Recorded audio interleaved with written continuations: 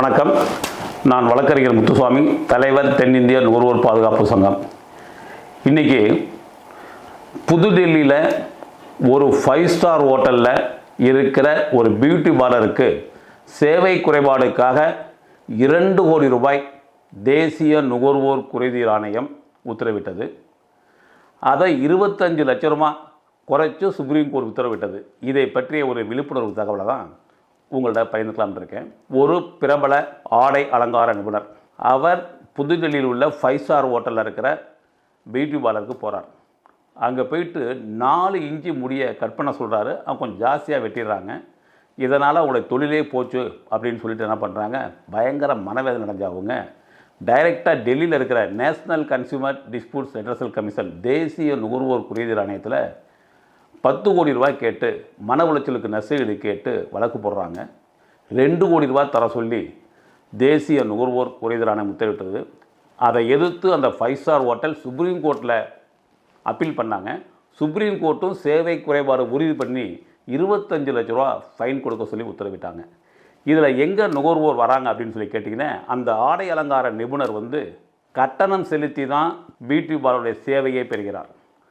அவர் சொன்னதை செஞ்சுருக்கணும். சொன்னதை செய்யாதது சேவையில் குறைபாடு. 4 இன்ச்சு முடிய வெட்டினா 4 இன்ச்சு தான் வெட்டணும். அதுக்காக 40 இன்ச்சு வெட்டிட முடியாது. அந்த மாடலிங் பெண் அவர் கட்டணம் செலுத்தி அந்த பியூட்டி பார்லருடைய சேவையை பெற்றதால் அவர் நுகர்வோர் பாதுகாப்பு சட்டப்படி நுகர்வோர். அதில் அவங்க சொன்னதை செய்யாமல் அவங்க இஷ்டத்துக்கு பண்ணி அவங்க தொழிலுக்கே போக முடியாத அளவுக்கு பாதிக்கப்பட்டதுனால அது அவங்களுடைய சேவை குறைபாடு. அந்த மாடலிங் நபர் அந்த 5 ஸ்டார் ஹோட்டலில் உள்ள அந்த சிகை அலங்கார நிபுணர் மீது வழக்கு தொடர்ந்தார். 25 லட்ச ரூபாய் கொடுத்து தான் ஆக வேண்டும் என்று சுப்ரீம் கோர்ட் உத்தரவிட்டது.